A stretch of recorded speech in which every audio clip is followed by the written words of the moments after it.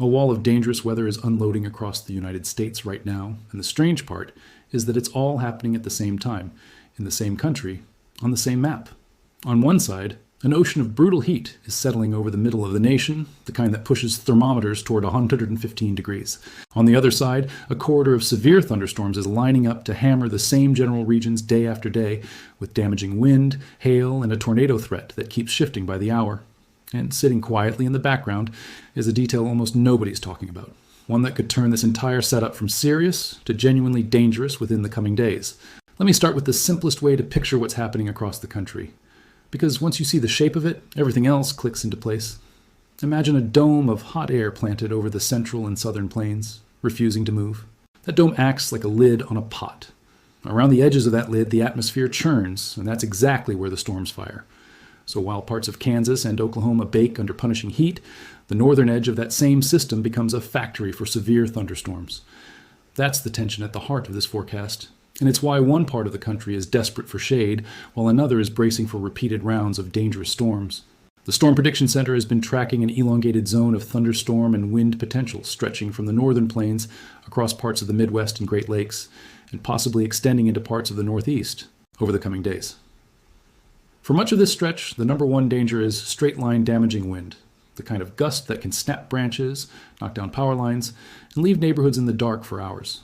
Large hail is also on the table, especially across the high plains and into South Dakota and Nebraska, where thunderstorms tend to grow tall and mean this time of year. Now, here's where I want to be honest, because part of the job is telling you what the official outlooks say, and part of it is telling you what's actually worth watching closely. Even when a day's severe risk across the Midwest looks modest on paper, the tornado threat is rarely truly zero this time of year. It's usually low, but not nothing.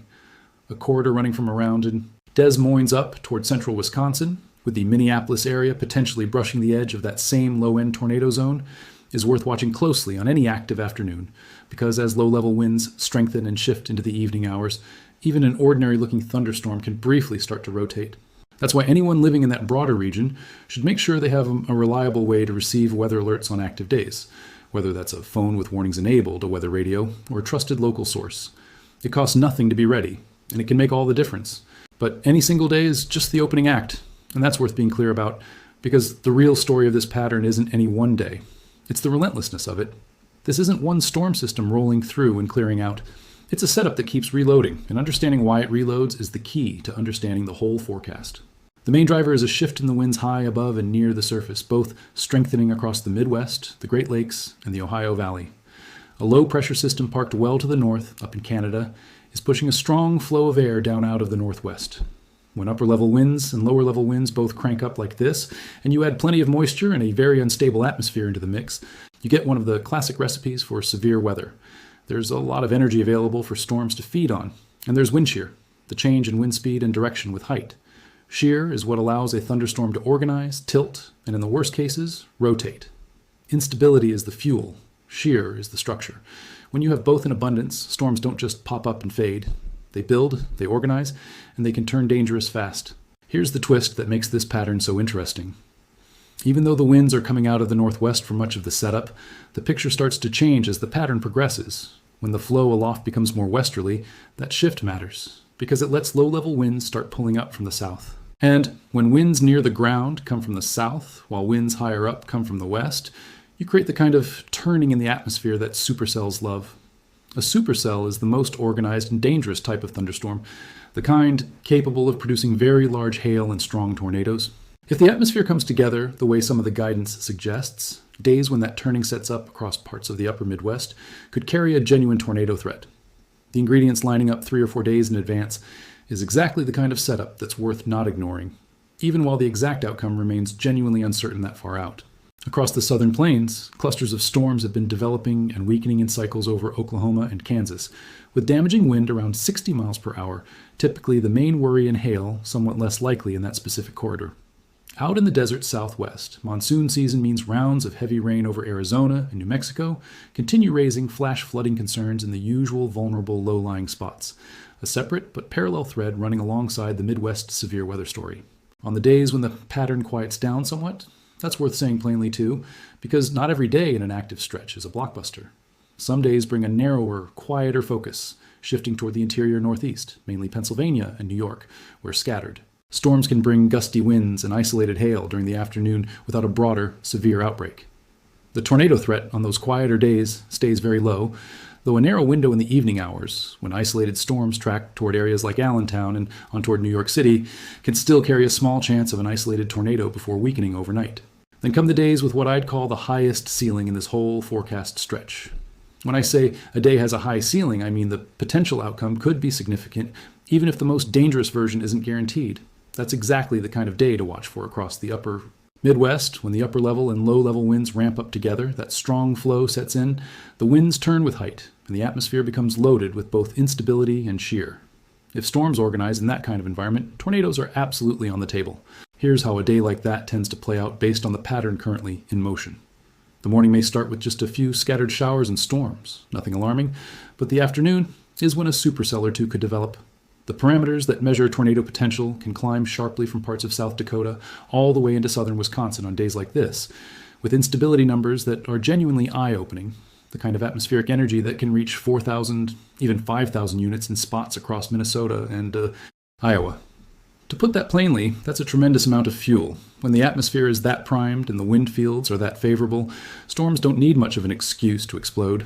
Some of the guidance has pointed to the most concentrated activity setting up across Wisconsin on days like this, with an isolated supercell or two developing across the northern part of the state during the early to mid-afternoon.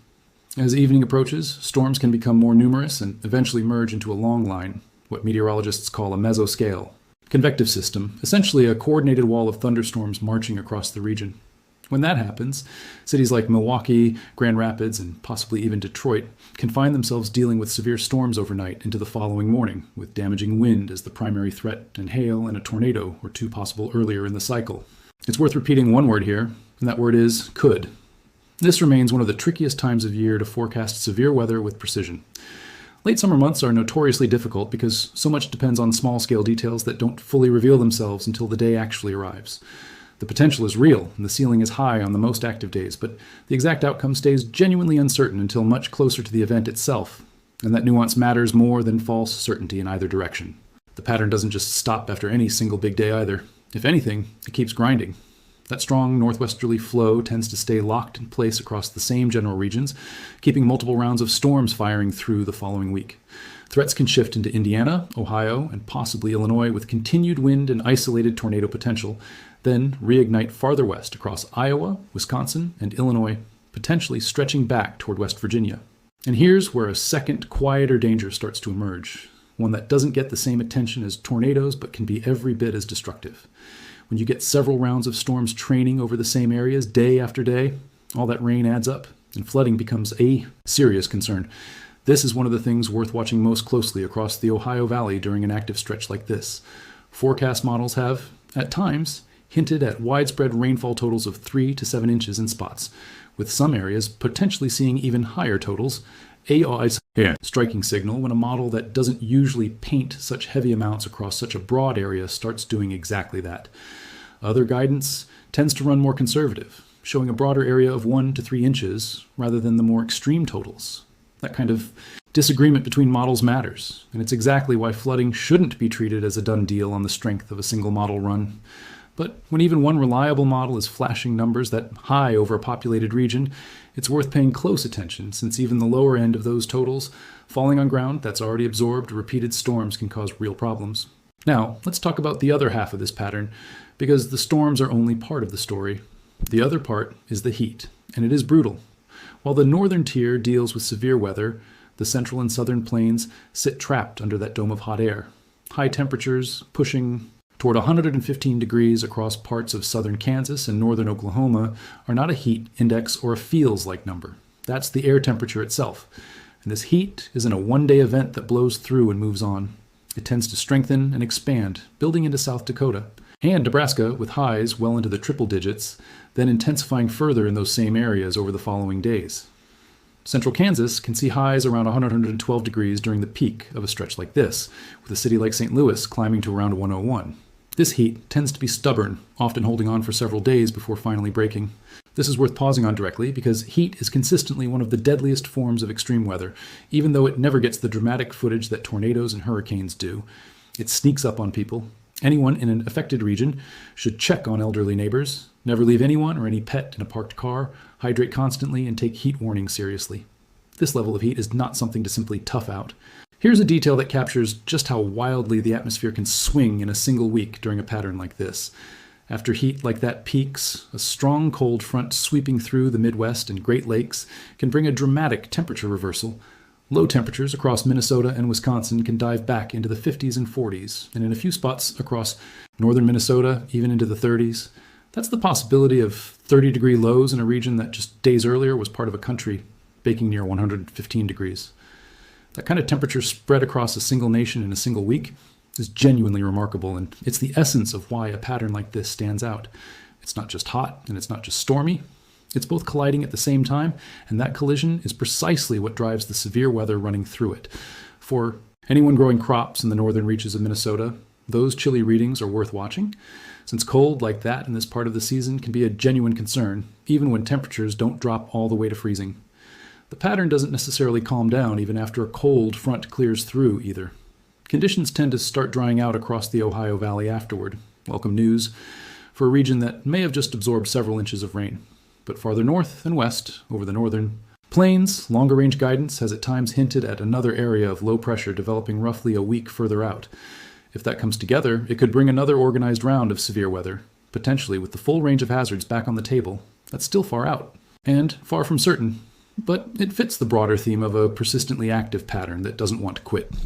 This is the kind of stretch where the atmosphere seems locked into a rhythm, and once it finds that rhythm, it can keep the storms coming for a week or more. There's one more piece of the national weather picture worth touching on, because it's genuinely unusual and doesn't get nearly the attention it deserves. The tropics right now are unusually quiet for this point in the season. The Atlantic has produced very little activity, and there's a specific reason for it. A strong El Niño has developed and strengthened through the middle of this year, and El Niño tends to crank up wind shear across the Atlantic. That shear acts like a giant pair of scissors, tearing apart developing tropical systems before they can organize. So while the eastern and central Pacific stay comparatively active, a typical pattern during El Niño summers, the Atlantic sits calm. For the United States, that's obviously good news on its face. Fewer storms brewing means fewer immediate threats to the coast.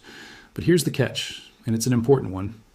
A quiet season is not the same thing as a safe season. When the Atlantic has been this quiet for this long, all that ocean heat energy keeps building with nowhere to go. If a storm does manage to break through the hostile conditions later in the season, it could tap into all that stored energy and strengthen quickly, potentially into a major hurricane. It only takes one. History is full of quiet seasons that produced a single devastating storm, and that's exactly why forecasters never let their guard down just because the map looks empty. Let me bring all of these threads together, because it's easy to get lost in the day-by-day details and miss the bigger picture of what's actually happening. What we have is a country split in two by a single dominant weather feature. That dome of heat over the central and southern plains is the anchor. Everything else revolves around it. Its northern edge is where the jet stream and the storm track collide with all that heat and moisture, and that collision zone is what's producing the recurring severe weather. As the winds shift and strengthen through an active stretch, that collision zone becomes more organized and more dangerous, which is exactly why certain days stand out from the rest. Then, as the whole system finally starts to break down, a cold front sweeps in, temperatures crash, and the heavy rain and flooding threat lingers behind it across the Ohio Valley. And through all of it, the tropics stay eerily silent, a quiet that carries its own hidden risk. That's the pattern. Not one storm, not one heat wave, but an entire orchestrated sequence, each piece feeding the next. Most of the time, forecasters are tracking one major threat at a time. In a stretch like this, dangerous heat, repeated severe storms, real tornado potential, a growing flood risk, and a dramatic temperature reversal are all unfolding within the span of about a week. That's a lot of moving parts, and it's worth walking through carefully rather than just reacting to headlines as they come. For anyone living anywhere across the Midwest, the Great Lakes, or the Ohio Valley during a stretch like this, treat every active afternoon and evening as a time to stay weather aware. Keep phone alerts on, have a backup way to get warnings in case the power goes out, and know where to take shelter if a warning is issued for your area, especially on the days when tornado potential runs highest. For anyone in the central or southern plains, the enemy is the heat. Plan outdoor time around the coolest parts of the day, stay hydrated, and look out for the people most vulnerable to it.